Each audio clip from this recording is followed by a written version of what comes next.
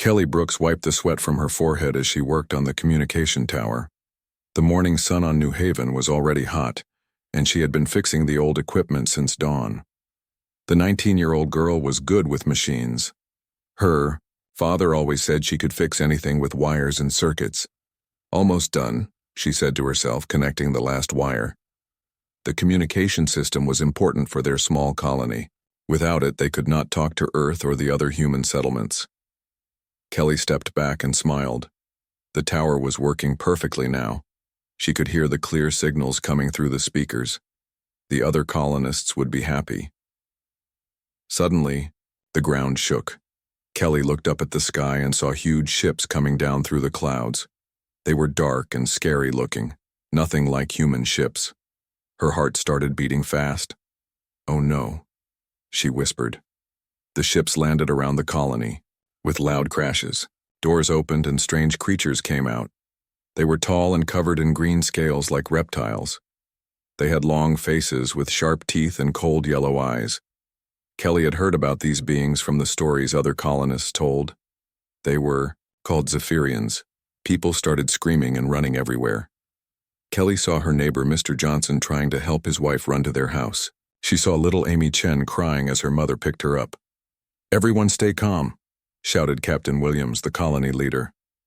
But his voice was scared too. The Zephyrian soldiers moved quickly through the streets. They carried strange weapons that made bright blue light. When they pointed these weapons at people, the humans fell down and could not move. Kelly hid behind the communication tower. She watched as the aliens surrounded her friends and neighbors. The Zephyrians were much taller than humans. Their leader was the biggest one. He had more decorations on his uniform than the others. "I am Admiral Vex Korthak," the alien leader said in perfect English. His voice was deep and cold. "This colony is now under the control of the Zephyrian Empire. You humans have built settlements in our space without permission." Captain Williams stepped forward. "This is our legal territory. We have the right to be here." Admiral Korthak laughed. It was not a nice sound. "Rights? You speak of rights? You are nothing but primitive creatures who think you can take what belongs to the Empire." Kelly felt angry. The humans had worked hard to build New Haven. They had followed all the galactic laws. These aliens had no right to attack them. More Zephyrian soldiers came out of the ships. They started taking things from the houses and buildings. Kelly saw them break her friend's workshop and steal his tools. "Take the adults to the ships," Admiral Korthak ordered. "We will decide what to do with them later." Kelly knew she had to hide. She crawled under the communication equipment and tried to make herself as small as possible. Through a small gap, she could see the soldiers pushing her neighbors toward the alien ships. But then she remembered something important. The communication system was still on. If she could send a message to Earth or the other colonies, maybe someone could help them. Kelly quietly reached for the control panel. She started typing a message about the attack. Her fingers moved fast on the keyboard. She knew she did not have much time. "Emergency message from New Haven Colony," she typed. "Under attack by Zephyrian forces. Need immediate help. They are taking our people." Just as she finished typing, a big shadow fell over her. Kelly looked up and saw a Zephyrian soldier staring down at her. His yellow eyes were mean and angry. "Found another one," the soldier called out in his own language. Kelly tried to run, but the alien was too fast. He grabbed her arm with his strong hand. His skin felt cold and rough like a snake. "Let me go," Kelly shouted, trying to pull away. The soldier dragged her to where Admiral Korthak was standing. The alien leader looked at Kelly with interest. "What is this small one doing?" he asked. "She was hiding behind the communication equipment, Admiral. She was using the machine." Admiral Korthak walked closer to Kelly. She could smell his strange, alien scent. It reminded her of old metal and dead plants. "You were trying to call for help, little human?" he asked.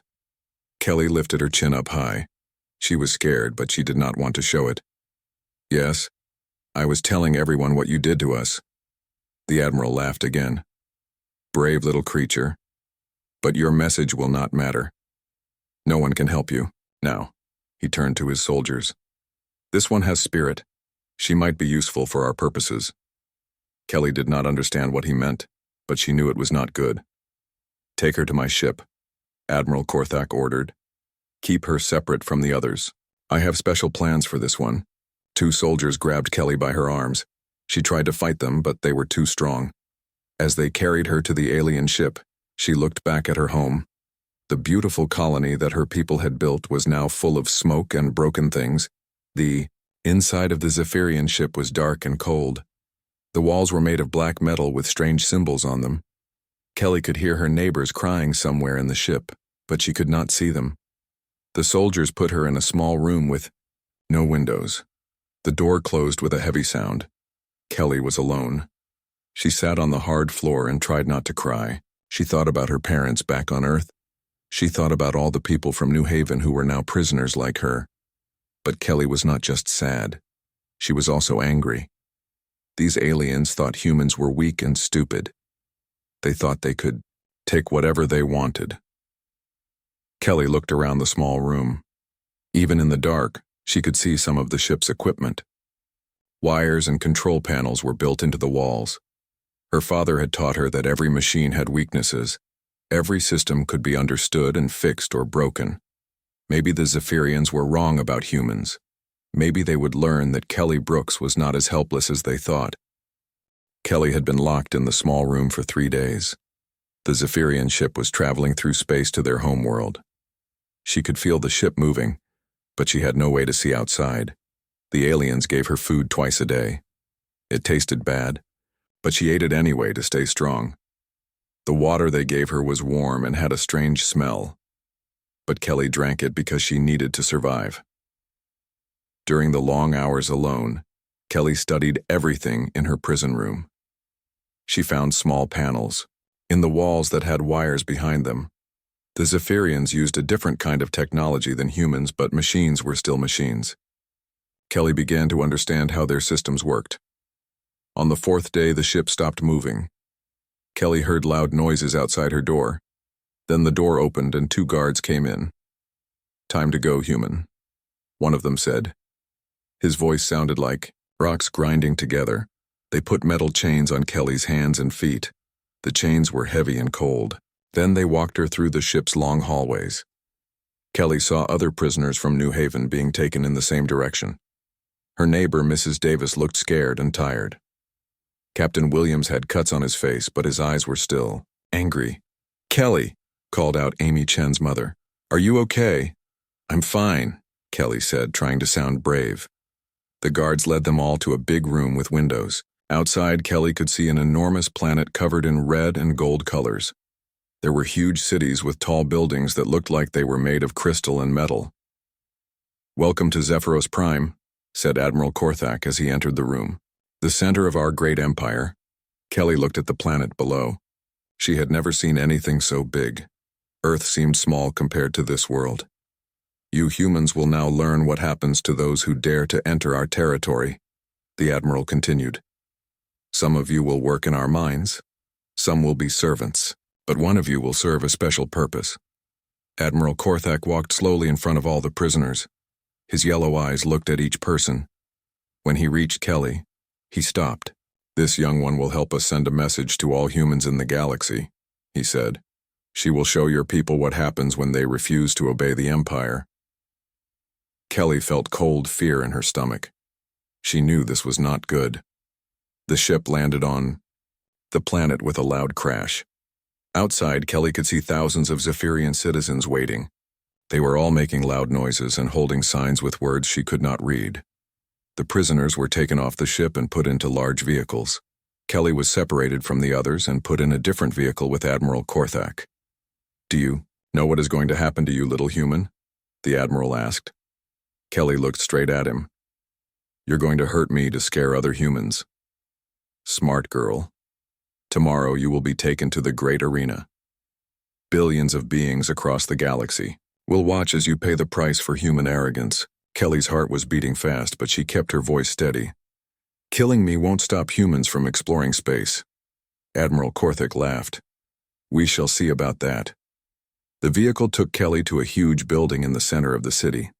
It was made of black stone and had tall towers that reached into the clouds. Thousands of Zephyrian soldiers guarded it. Inside, Kelly was taken to meet the most important Zephyrian of all. Emperor Sithek sat on a throne made of what looked like bones from giant creatures. He was older than Admiral Korthak and had scars on his face. His eyes were colder than winter. "So this is the human who will help us demonstrate our power," the Emperor said. His voice was quiet, but it made Kelly feel afraid. "Yes, Your Majesty," Admiral Korthak replied. "The execution will be broadcast to every world in the galaxy. No one will miss the message." Emperor Sithek stood up from his throne and walked down to look at Kelly. He was much taller than her, and his presence felt heavy and dangerous. "Tell me, young human, do you have any last words for your people?" he asked. Kelly thought carefully before she spoke. She knew this might be her only chance to say something important. "I want to tell humans everywhere that we are not weak," she said. "We are not afraid of bullies, no matter how big they are. We will always find a way to survive and grow stronger." The Emperor's eyes became angry. "Brave words from someone who will be dead tomorrow. We shall see if your courage lasts when you face your end." Guards took Kelly to a cell deep under the building.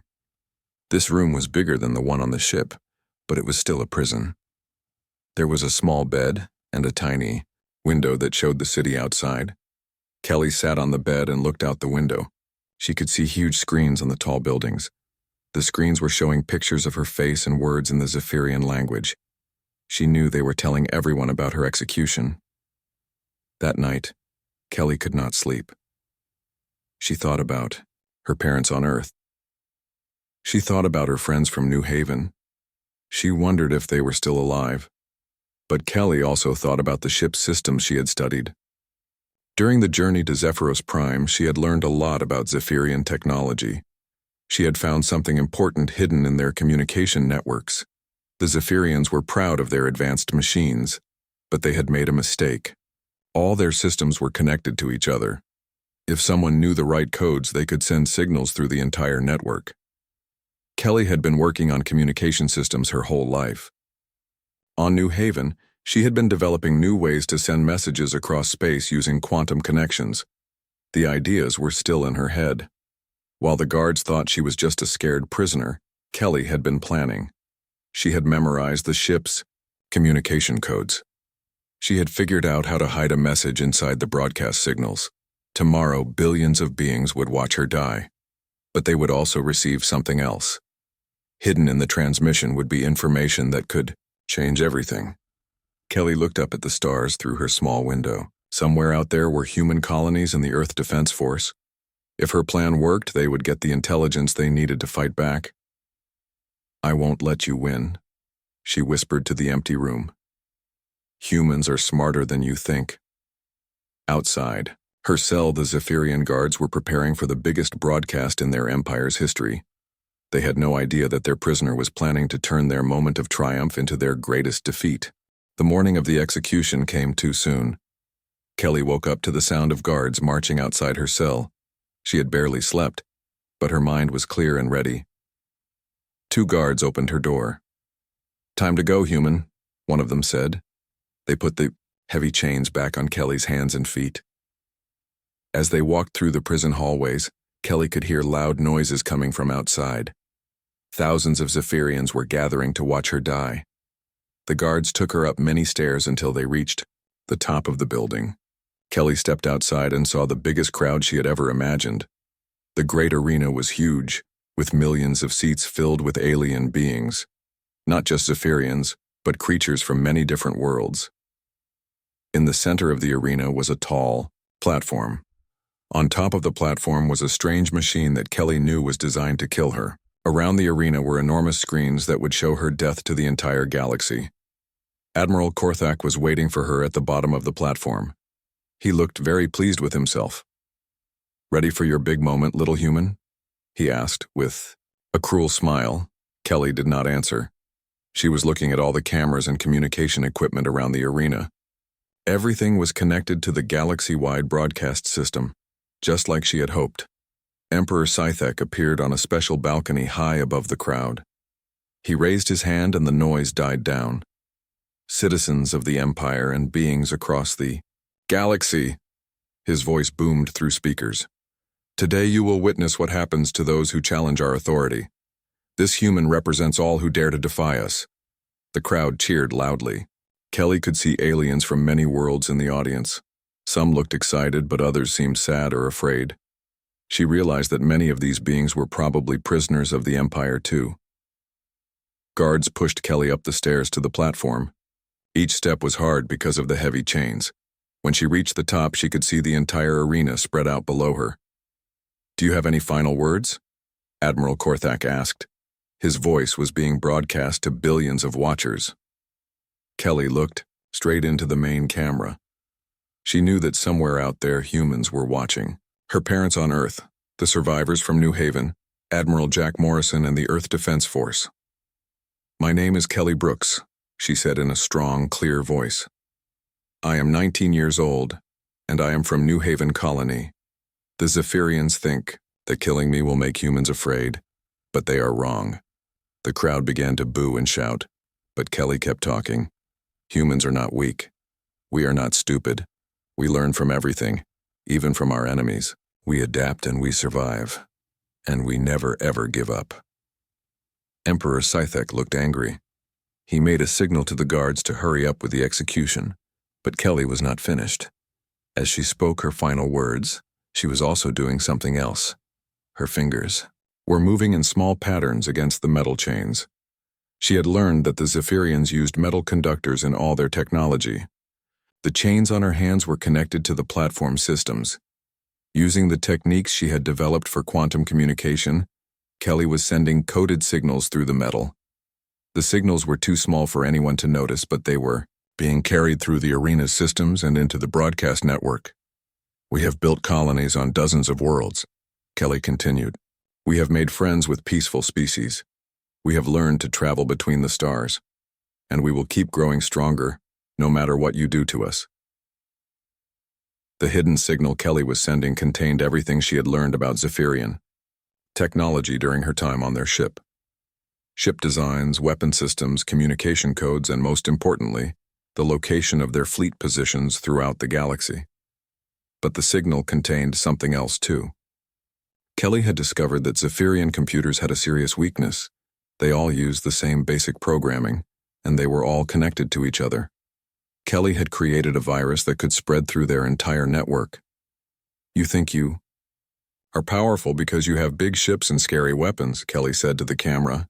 "But real power comes from working together, from helping each other, and from never losing hope." Far away on Earth, Admiral Jack Morrison was watching the broadcast from his command center. He was a tough military man, but tears were running down his face as he watched the brave young woman speak. Suddenly, his communication officers started calling out in excitement, "Admiral, we're receiving a coded transmission. It's coming from the broadcast signal itself." "Sir, this is incredible. It's detailed intelligence about Zephyrian fleet positions and ship designs." Admiral Morrison wiped his eyes and looked at the data appearing on his screens. The information was amazing. Kelly had somehow learned more about the enemy in a few days than Earth spies had discovered in years. "Get this information to all human colonies immediately," he ordered, "and prepare the fleet for battle." On other worlds throughout the galaxy, different species were also watching the broadcast. The Krillians, who worked as slaves in Zephyrian mines, listened to Kelly's words about never giving up. The aquatic Neptari, whose oceans had been polluted by Zephyrian factories, heard her message about working together. Dr. Peter Hayes, a human scientist who studied alien biology, was watching from a research station near the edge of human space. As Kelly's virus began spreading through Zephyrian networks, he noticed something strange happening to their bio-neural interfaces. "This is impossible," he said to his assistant. "The virus isn't just affecting their computers, it's interfering with their brain-machine connections." Back in the arena, Emperor Scythek had heard enough. He gave the final signal to his executioner. Kelly looked up at the sky one last time. She could see stars shining even in the daylight. Somewhere out there were human worlds, and now they had the information they needed to fight back. "For humanity," she whispered. The execution machine activated, Kelly Brooks died with courage, knowing that her sacrifice would not be in vain. But across the galaxy, her hidden signal was already causing problems for the Zephyrian Empire. Computer systems were starting to malfunction. Communication networks were becoming unreliable. And on hundreds of worlds, oppressed beings were beginning to believe that maybe, just maybe, the mighty empire could be defeated. The Zephyrians thought they had just eliminated a threat. Instead, they had lit a fire that would soon burn down everything they had built. The execution was over, but something strange was happening across the galaxy. Kelly's virus was working faster than anyone could have imagined. On the mining world of Kryllo 7, a Kryllian slave named Vorth was working deep underground when his electronic collar suddenly stopped working. The collar had controlled him for 15 years, giving him painful shocks if he tried to rest or fight back. "The collar is broken," he whispered to his friend Nexus. All around them, other Kryllian slaves were touching their necks in amazement. Their collars had all stopped working at the same time. "Did you see the human girl on the broadcast?" Nexus asked quietly. "Yes." She said, "Never give up." Vorth picked up his mining tool and looked at it differently than before. It was not just for digging anymore. "For the human girl," he said. Within minutes, the Kryllian slaves on 12 different mining worlds had started fighting back. The Zephyrian guards were caught completely by surprise. On the ocean world of Neptari Prime, the aquatic Neptari people had been watching the execution from their underwater cities. Their leader, an old female named Coral Singer, had seen many terrible things during the Zephyrian occupation of her world. But Kelly's words had touched something deep in her heart. "Send the signal to all our warriors," Coral Singer commanded. "The time has come to reclaim our oceans." Neptari fighters emerged from hidden caves throughout their water world. They attacked Zephyrian ships and bases with weapons they had been secretly building for years. Meanwhile, on Earth, Admiral Jack Morrison was reading the intelligence Kelly had sent. His face was getting more excited with each report. "This is incredible," he said to Captain Lisa Carter, his best ship commander. The girl found weaknesses in every major Zephyrian ship design. "Look at this. Their main battle cruisers have a critical flaw in their shield generators." Captain Carter studied the information on her screen. "Admiral, if this data is correct, we could take out their entire fleet with half the ships we thought we'd need."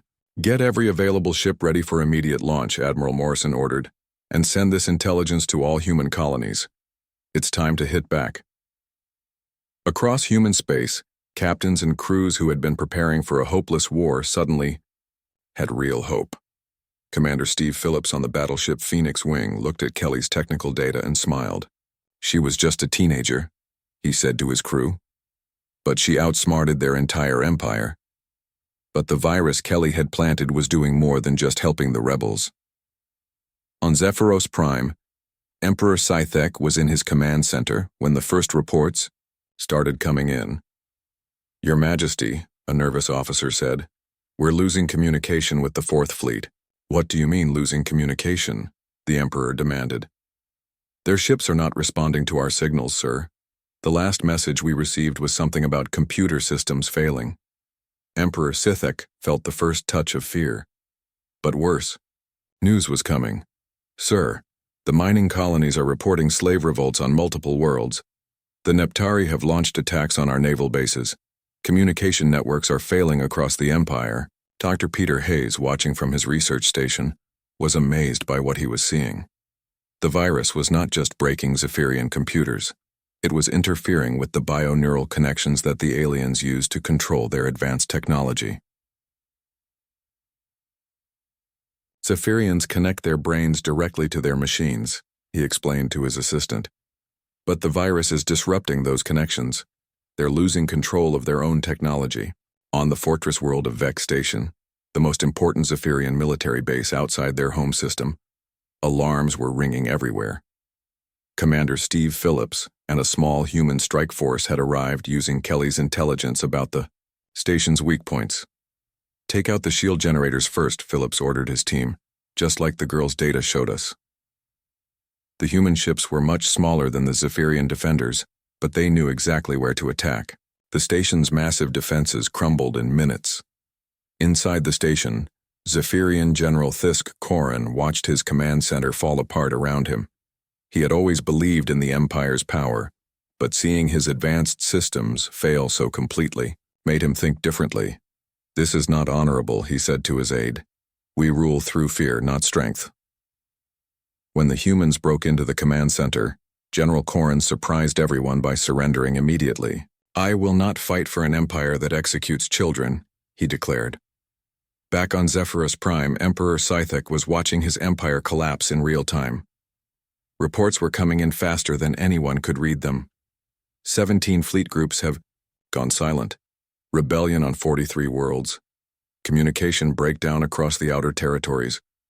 The humans are attacking our main supply bases. Admiral Vex Korthak, who had captured Kelly in the first place, rushed into the Emperor's chamber. "Your Majesty, we must evacuate immediately. The humans somehow know the location of all our military assets." "How is this possible?" Emperor Scythek shouted. "She was just one small human." "I don't know, sir, but our entire network is compromised. The virus that girl planted is destroying everything." On the crystalline world of Lithios, the rock-like lithoid people had been forced to power the Empire's energy plants for decades. When they saw Kelly's execution, their eldest leader, Crystal Heart, made a decision. "The young human showed us that even the smallest being can make a difference," she said. "Today we stop feeding power to our oppressors." The lithoids began systematically destroying the energy stations they had been forced to operate. Across the galaxy, Zephyrian facilities started going dark as their power sources were cut off. Admiral Morrison's fleet arrived at the edge of Zephyrian space just as the 20-minute mark passed since Kelly's execution. Using her intelligence, they targeted the Empire's most important military stations with surgical precision. "All ships, this is Admiral Morrison," he broadcast to his fleet. "That brave girl gave us everything we need to win this fight. Let's make sure her sacrifice counts." The human ships moved like a perfectly coordinated dance, hitting exactly the right targets to cause maximum damage with minimum risk. Every attack was based on Kelly's hidden intelligence.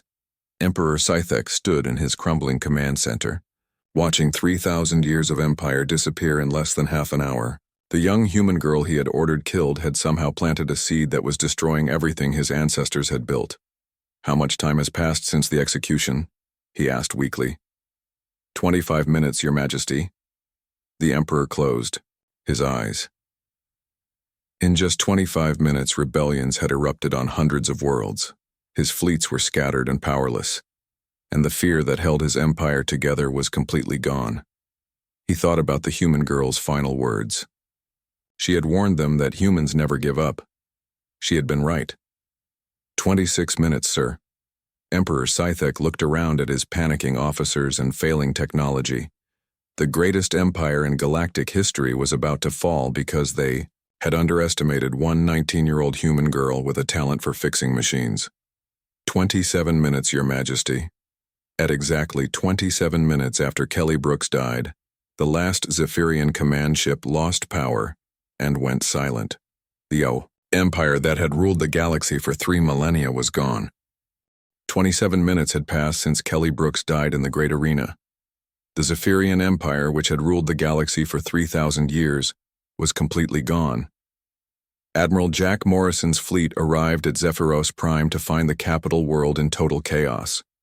Zephyrian ships were floating dead in space. Their communication towers were silent.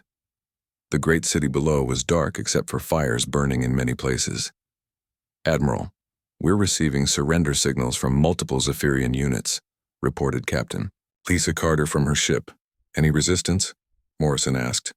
"No, sir. Most of their commanders are asking for mercy. Some are even requesting to join our forces." Morrison looked at the planet below and felt amazed. One brave teenager had brought down the most powerful empire in galactic history. Kelly Brooks would be remembered forever.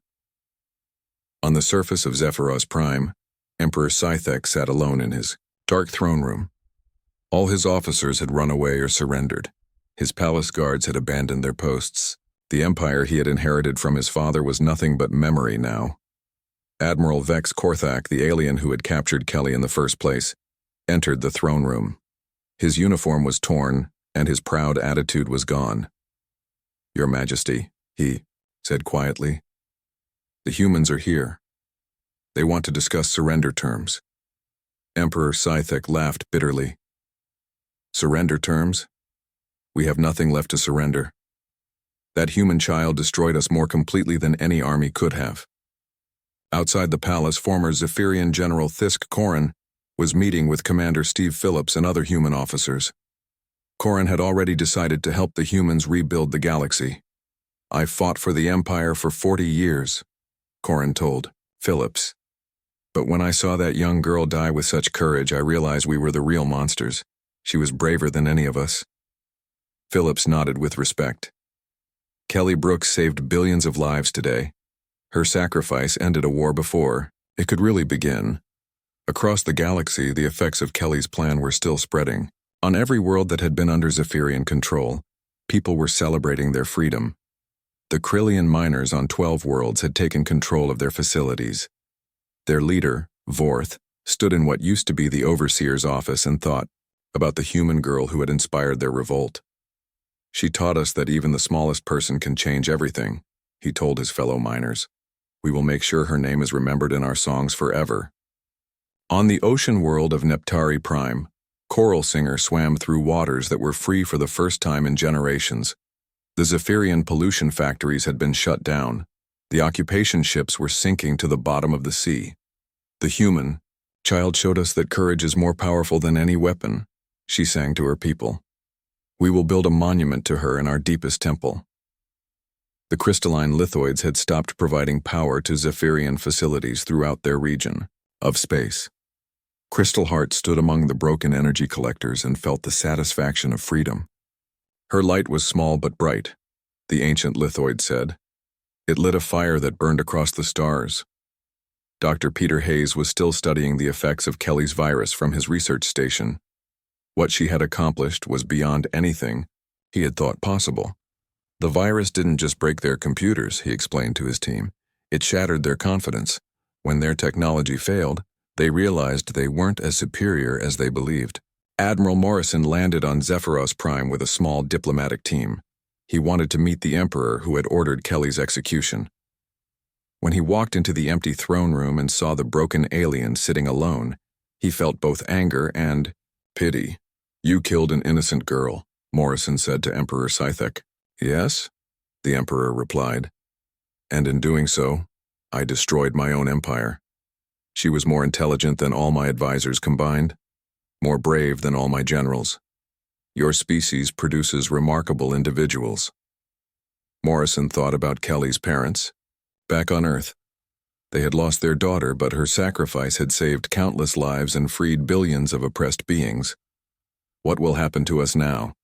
Emperor Scythic asked. "That's not for me to decide," Morrison answered. "The galaxy is free now. Every world will choose its own path." Over the next few days, human ships spread throughout former Zephyrian territory. They found hundreds of worlds where different species had been enslaved or oppressed. All of them were eager to learn about the human girl who had started their liberation. Captain Lisa Carter visited the mining world where Kelly's fellow colonists from New Haven were being held. When she told them what their young friend had accomplished, many of them cried with both sadness and pride. "Kelly always said she could fix anything," said Mrs. Davis, Kelly's old neighbor. "I guess she fixed the whole galaxy." Word of Kelly's sacrifice spread to every corner of known space. Species that had never heard of humans before learned about the teenager who gave her life to free the galaxy from tyranny. The former Zephyrian territories were reorganized into independent systems. A new Galactic Council was formed, with representatives from every free world. The humans were asked to help keep peace between the different species. Admiral Morrison became the first human ambassador to the new galactic government. His first official act was to propose that Kelly Brooks be honored with a monument on every world that had been freed from Zephyrian rule. The proposal passed unanimously. On Earth, Kelly's parents received a message from Admiral Morrison explaining what their daughter had done. Her father, remembering how she had always been good with machines, smiled through his tears. "She always said she wanted to fix things and help people," he told his wife. I just never imagined she would fix the entire galaxy. Kelly's communication technique became known throughout human space as the Brooks Protocol. Young engineers studied her methods and tried to understand how she had accomplished the impossible. Her final message to humanity was carved into a memorial wall on Earth. We are not weak. We are not stupid. We learn from everything, even from our enemies. We adapt and we survive. And we never, ever give up. 6 months after the fall of the Zephyrian Empire, the galaxy was more peaceful than it had been in centuries. The different species were learning to work together and trade with each other. Sometimes former Zephyrian soldiers would ask human officers about the girl who had defeated their empire. The humans would always tell them the same thing. Kelly Brooks was 19 years old. She liked fixing machines and helping people. She was brave when she needed to be brave. She was smart when she needed to be smart. And when the galaxy needed a hero, she was ready. She was human. And that made all the difference.